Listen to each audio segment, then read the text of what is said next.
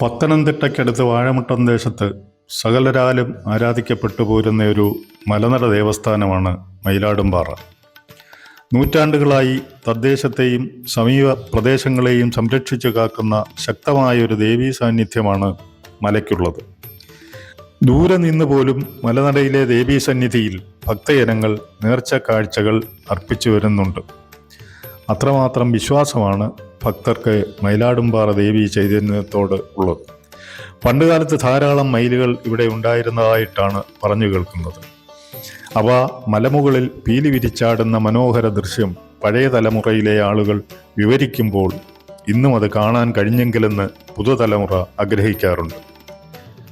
ഇന്നവിടെ മയിലുകൾ ഇല്ലെന്ന് മാത്രമല്ല, ചുറ്റുമുള്ള കാടുകളെല്ലാം റബ്ബറിന് വഴിമാറിക്കഴിഞ്ഞു.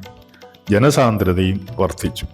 താഴ്വാരത്തുള്ള കൊടുന്തറ ശ്രീ സുബ്രഹ്മണ്യസ്വാമി ക്ഷേത്ര ചരിതങ്ങളുമായി കെട്ടുപിണഞ്ഞു കിടക്കുകയാണ് മയിലാടുംപാറ മലനട. 9-ാം നൂറ്റാണ്ടിൽ ജീവിച്ചിരുന്ന ശക്തിഭദ്രൻ എന്നൊരു നാട്ടുരാജാവായിരുന്നു കൊടുന്തറ ക്ഷേത്രം നിർമ്മിച്ചതെന്നാണ് ചരിത്രം.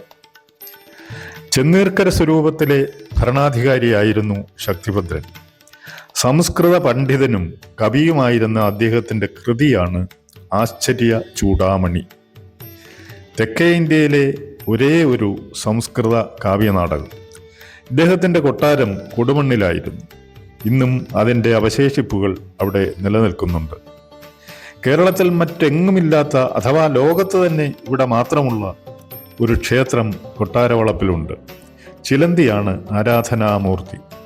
ചിലന്തിയമ്പലം എന്നാണ് അതറിയപ്പെടുന്നത്. മയിലാടുംപാറ മലയും കൊടുന്തറ ക്ഷേത്രവുമായുള്ള ബന്ധത്തിൻ്റെ അറ്റുപോകാത്ത ചില കണ്ണികൾ ഇപ്പോഴും നിലനിൽക്കുന്നുണ്ട്.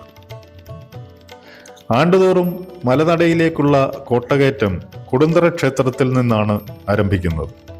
ക്ഷേത്രപൂജാരി അഗ്നി പകരുന്ന വിളക്കും താലപ്പൊലിയുമായി നൂറുകണക്കിന് വനിതകളുടെ കോട്ടകയറ്റം ഭക്തിസാന്ദ്രവും നയന മനോഹരവുമാണ്.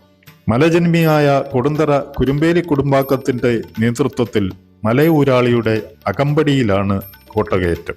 ദീപാരാധനയ്ക്ക് ശേഷം കരിക്കഭിഷേകവും കോഴിക്കുരുതിയും കഴിഞ്ഞാണ് ഭക്തരുടെ മലയിറക്കം.